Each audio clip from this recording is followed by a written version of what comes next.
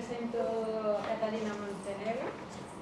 Va a ser una presentación del proceso de la tesis que está desarrollando. Es una autoetnografía en donde ella mezcla lo personal con la observación que está haciendo de un grupo de mujeres sanadoras mapuche, y con esta investigación está cuestionando los espacios de aprendizaje que se mezclan entre lo formal, que se ve en las escuelas, las instituciones, y lo que ella mismo, la palabra que ella misma usa, que sería lo espontáneo, ¿no? Lo que está en las calles, lo que aprendemos de las personas que vivimos, y este tipo de relaciones.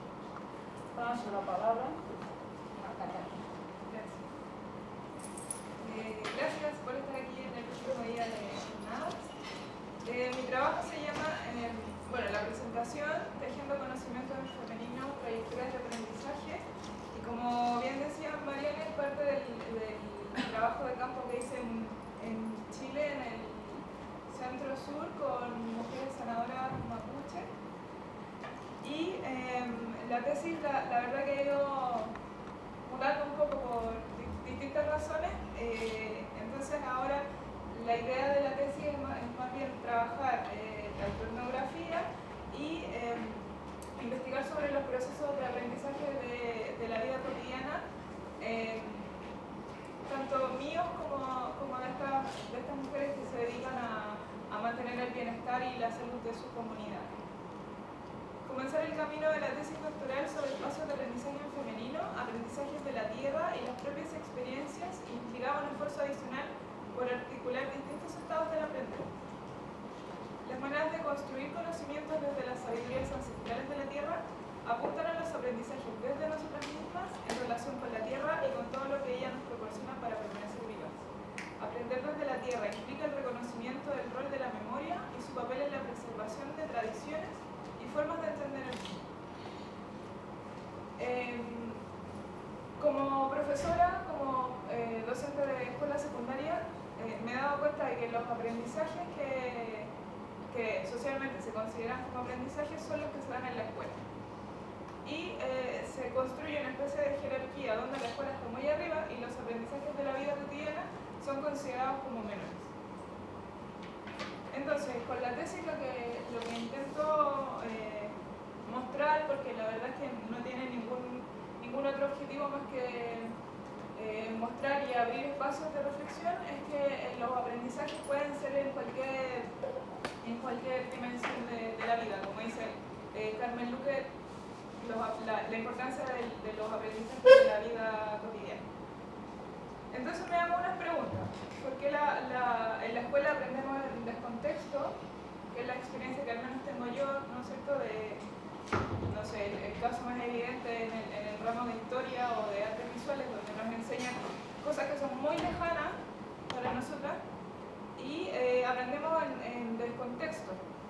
Entonces la pregunta ahí también que surge es ¿qué tan significativo podría llegar a ser ese tipo de aprendizaje para nuestra vida del día a día? ¿Qué sucede con los aprendizajes fuera de la escuela, en la vida cotidiana, en el campo, en el de boca en boca, en los espacios pedagógicos sin nombre?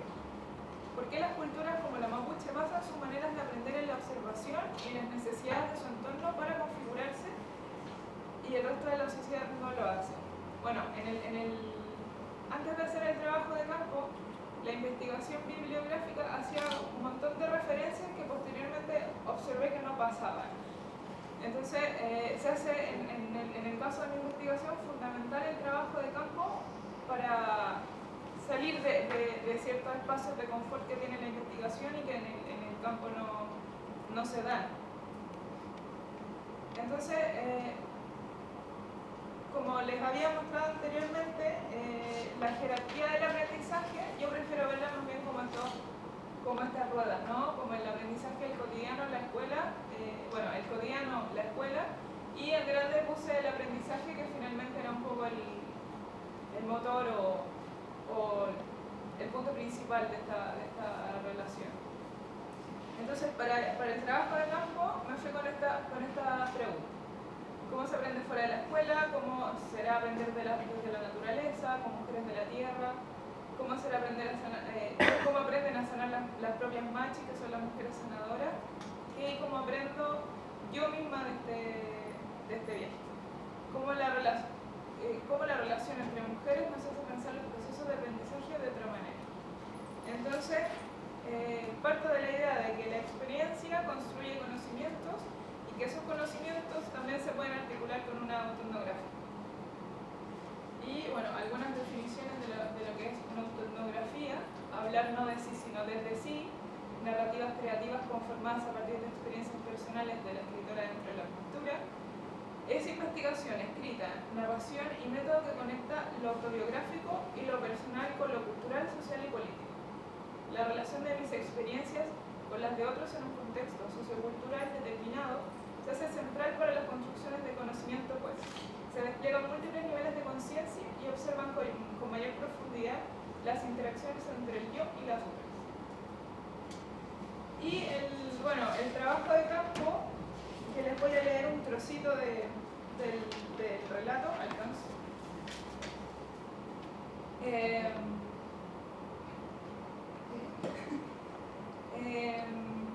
Hay una cita que me hace mucho sentido, que es de Sonia Montesinos, que es una antropóloga chilena que investiga sobre mujeres machi, que dice: imitando a su madre, acompañándola, sabrá ella misma cómo cultivar, conocerá los ciclos vegetales y a través de esta labor se relaciona con las hierbas medicinales que crecen junto a los sembrados, aprenderá a distinguir cada clase de flor de árbol. La madre transmitirá los poderes de esas hierbas. Así lo femenino se construirá también al lado de la tierra, percibiendo sus frutos y sus poderes. Entonces, ¿por qué me hace sentido esta frase? Porque finalmente, cómo aprenden las mujeres mapuches a sanar y cómo yo también en mi trayectoria de vida he aprendido diferentes cosas, ¿no? Siempre tienen un punto en común, que ha sido el aprender entre mujeres. Entonces, así como estas mujeres aprenden a sanar desde sus madres, hay una pedagoga que es Ana María Piusi, que también habla sobre el volver al origen para aprender. Entonces, relaciona el origen no con lo original no con la innovación, sino que con lo original, como volver al origen. Entonces, lo interpreta también ese origen como volver a las madres, que es la forma en que aprenden las mujeres mapuche. Entonces, en el trabajo de campo, les cuento que hubo una coyuntura social, que se hizo la quema de un fundo en la zona sur de Chile, en la región de la Araucanía, en Temuco, donde se quemó un predio de un matrimonio anciano, Luxinger-Macay, donde los dos murieron calcinados. Y se culpó a mujeres mapuches sanadoras de ser las responsables de la quema de este predio. Entonces, yo fui justo 2 semanas después de que eso pasó. Entonces había mucho resquemor de conversar, de entregar información, porque la policía andaba investigando, estaba allanando casas, estaban agrediendo gente. Entonces, el trabajo de campo fue en sí pensado en un principio, después de este acontecimiento, desde el fracaso absoluto. Y desde el fracaso absoluto, todo lo que pasó durante el trabajo de campo fue provechoso, tratando de dar este giro de que no era una situación del todo positiva para hacer un trabajo de campo. Entonces pude tener contacto con 3 machi. Machi Rosita, que es una mujer que vive en Temuco, en una zona hacia la costa. Machi Millaray, que fue una de las mujeres que estaba detenida en la cárcel de alta seguridad de Valdivia, que es más al sur de Temuco, responsable de ser la líder del movimiento en contra de una represa hidroeléctrica que se iba a hacer en el río Pilmaiquén, en el sur, y estaba detenida junto a otros 5 comuneros mapuches. Y Machi Juan, que es un hombre de la misma región, pero que viaja a Santiago cada cierto tiempo a dar clases de medicina mapuche a gente que no es mapuche. Entonces, voy a leer un trozo del relato del trabajo de campo. Voy a empezar con Machi Rosita, que es de Nueva Imperial, un pueblo cerca de Temuco. Se forma desde los sueños y sin instrucción alguna en las artes del sanar. Cuando Machi Rosita era muy pequeña, comenzó a soñar de manera constante con plantas, soñaba que tenía un canasto lleno de ellas. Sus padres, con intranquilidad, la llevaron a diagnosticar a una Machi anciana de una localidad cercana a Boroa, donde vivían. Cuando llegaron a la ruca de la Machi, Rosita, con apenas 4 años, miró las orinas que estaban en el rebo. El rebo es una especie de tótem que tienen todas las sanadoras afuera de su casa y que indica que son sanadoras. Tomó una y diagnosticó de manera certera al enfermo.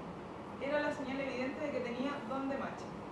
Con esto, los padres de Rosita se asustaron más que alegrarse, pues consideraban que tener vocación era ser bruja.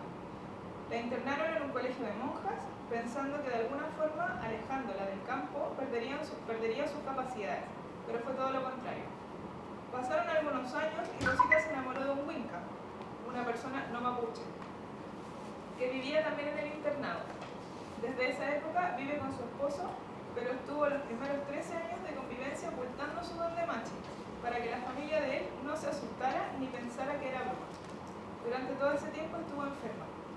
Cuando decidió finalmente ser Machi, dejó de usar pantalones y comenzó a vestirse como una Machi real, siempre con falda y nunca más se enfermó. Instaló su rebo de 5 peldaños en una parcela del interior de Nueva Imperial, al lado de su ruca. Rucas son las casas de Mapuche. Y muy cerca de su casa occidental, pues no vive la ruca. Desde ese momento comenzó a trabajar como Machi en el Centro Médico de Puerto Saavedra y diagnostica por la orina, aunque también lo hace de otras maneras. Su forma de diagnosticar es a través de la orina, pero su don se extiende a otras formas. Esa es su forma oficial, pues se cuida mucho de no hacer diagnósticos rápidos o considerados poco serios porque es muy fácil perder la buena reputación de las comunidades, en las comunidades. Entonces, tratan las Machis de ser lo más rigurosas posible. Machi Millaray es la persona que estaba detenida en la cárcel concesionada de Valdivia. Bueno, como les había contado ya, está detenida con otros 5 comuneros y ella además es líder política de su comunidad. Entonces, además de sanar a las personas que conforman la comunidad, lleva las relaciones políticas de alguna forma en negación a la construcción de la hidroeléctrica de Pilmaitrén. Como anécdota, entre comillas, les cuento que cuando les ofrecieron a la comunidad construir la represa, a ella le ofrecieron el 30% de las ganancias de la hidroeléctrica por 20 años. Y ella dijo que no. Y el tercero, que es Machi Juan, el único hombre que me producía gran curiosidad porque los relatos que había leído de antropólogos decían que todos los hombres que eran Machi eran afeminados.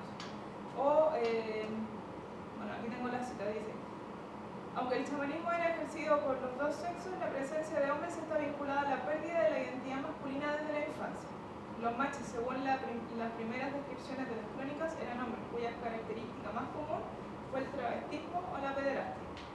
Aunque en nuestros días la vocación chamánica sea principalmente femenina, los hombres no han desertado enteramente. Son todavía homosexuales que se visten de mujer para dirigir las ceremonias. Bueno, eso era lo que yo había leído, entonces me producía gran curiosidad corroborar esta información que había visto en los libros y era una persona totalmente normal. Ni afeminado, ni estaba disfrazado de nada, ni vestido de mujer, ni maquillado, ni nada de lo que me habían contado en los libros, que eran los hombres Machi, era Machi Juan. Y bueno, con Machi Juan también tomé clases de Volaria y tuvo la actitud que al menos tuvieron estas 3 mujeres de ayuda absoluta a investigaciones de gente que no pertenecía a la comunidad. Y bueno, para terminar, lo importante de estos procesos es alcanzar reflexiones significativas que nos lleven a pensar en cambios en las bases de la educación para dar cuenta de su importancia en las aulas. Formación centrada en el proceso de la producción del saber, en el cómo, que se relaciona con el qué y el por qué, pero también del sentir y relacionarse, comprendiendo que todo está mediado por la construcción subjetiva de conocimiento. Podemos cambiar nuestra forma de entender la pedagogía si la resignificamos desde otros lugares. Si experimentamos el devenir pedagógico, nos situamos como sujetos de devenir, o sea, sujetos en constante creación de conocimiento no dado. Y bueno,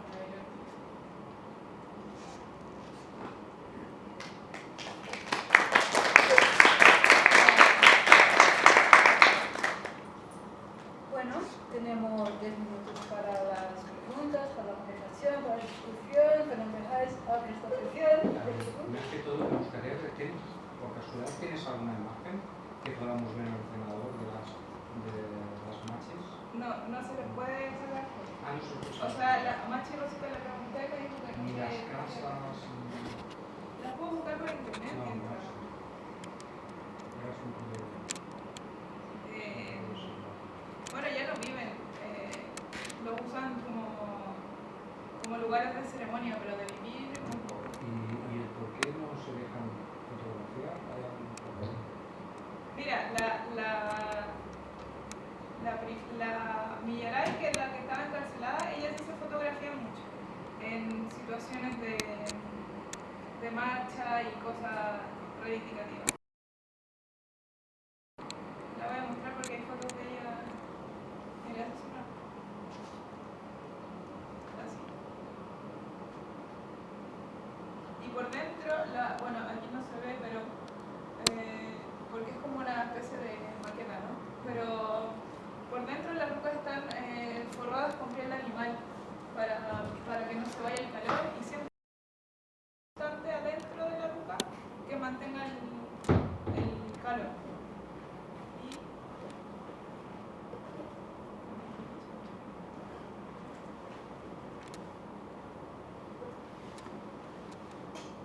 Ella, bueno, esa es la foto cuando se la llevaron detenida a la cárcel. Tiene 21 años. Sí. Tiene mucha fuerza. Sí, no es mucho mayor. No, es muy joven. Ella siempre supo que iba a ser, bueno, la mayoría siempre sabe que va a ser Machi. Pero en el caso de Machi Rosita ella se negó. Estuvo 13 años negando su voz. Y me contaba que cuando decidió vestirse como Machi y dedicarse a la sanación y contarle a su esposo que no sabía y eso, se vestía de Machi y me contó que un día se puso pantalones y se cayó. Y se paraba y se caía de nuevo. Y se cayó y se le rompieron los pantalones, no pudo usar pantalones. Entonces, bueno, estas cosas. El otro Machi que sale ahí también fue detenido durante la persecución por la quema del predio este de los rusos que mataron. Ahí está en el río. Ellos son los otros. Mira, lo delgada que salió de la cárcel. Bueno, me contaban ellos, porque cuando la fui a visitar, como ella la iba a visitar tanta gente y muchos activistas y todo, hablé muy poco con ella, pero sí hablé más con la gente que estaba con ella. Y me decían que todos se enfermaron porque les daban agua de la llave, de grifo. Y ellos nunca habían tomado agua de grifo. Y todos se enfermaron. O sea, mira cómo era Millaray y mira cómo salió de y todos se enfermaron y les tuvieron pidieron que le hicieran comidas especiales y que tuvieran cierta consideración porque se estaban enfermando cada vez más. A ellos los detuvieron en la casa de Machi Millaray cuando allanaron su casa, buscando supuestamente armas y cosas que por supuesto no iban a encontrar. Encontraron plantas, ramas y cosas porque ellos se estaban quedando en su casa porque se iban a hacer un tratamiento médico. Justo tocó que los tomaron detenidos en la casa de Machi Millaray. ¿Machi Juan tienes? ¿Hay alguna? Hay un documental de Machi Juan. A ver si.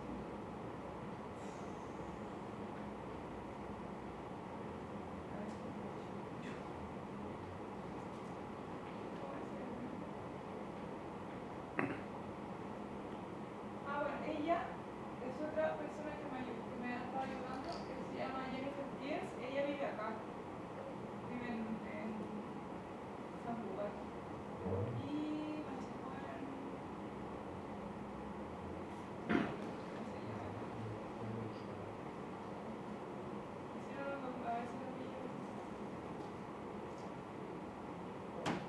Buena,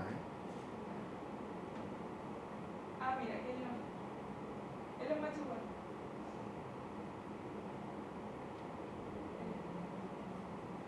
Sí. Natalia.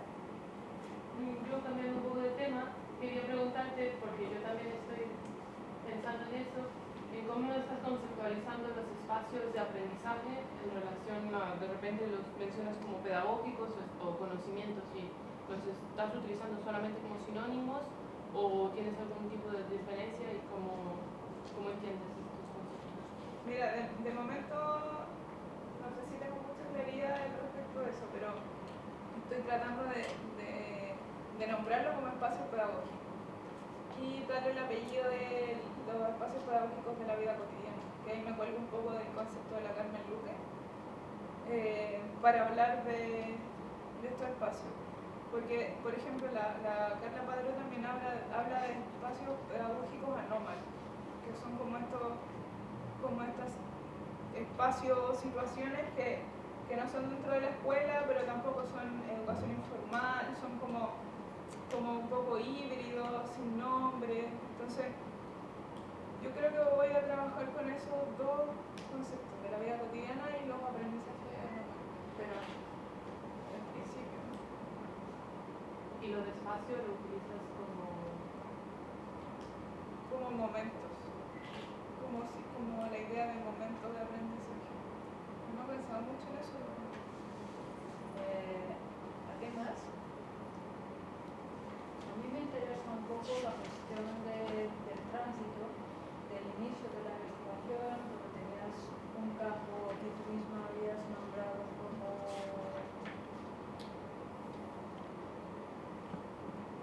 el espacio de conforto, ¿no? Como la zona de conforto, y cómo estás confrontando este cambio ahora después del trabajo de campo, cómo quieres hacer en términos incluso de análisis. Sí. Si vas a usar este espacio de conforto que tenías directamente, vas a usar solo a partir de ahora del trabajo de campo, porque yo creo que este pasaje al aprendizaje es importante, ¿no? Sí. Es como... O sea, no sé si decirle traumático, pero no ha sido un tránsito. Y claro, yo siento que ese tránsito fue dado por el trabajo de campo. Yo creo que si no hubiera sido por el trabajo de campo, seguiría en esa zona de confort, trabajando de una manera, porque la idea en principio era trabajar historias de vida, y después del trabajo de campo, hacer historias de vida no tenía ningún sentido. O sea, no sentía que quedaba mucho fuera todo lo que yo también estaba aprendiendo. Entonces sentía que trabajar historias de vida era muy responsable.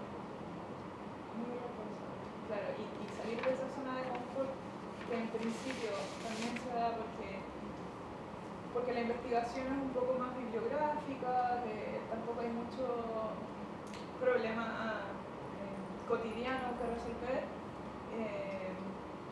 desaparece absolutamente haciendo el trabajo de campo. Y yo creo que el haber hecho el trabajo de campo en un momento donde socialmente las comunidades mapuches tenían conflicto social, me sirvió también un montón para observar dinámicas de relación en situaciones que tampoco eran de conflicto. Pero yo siento que también ese paso al aprendizaje más significativo en la tesis se dio muy ajeno a mi voluntad también. Quizás si hubiera tenido mucho más control de eso, no lo pensaría de esta manera. Sería distinto, pero quizás también sería menos significativo.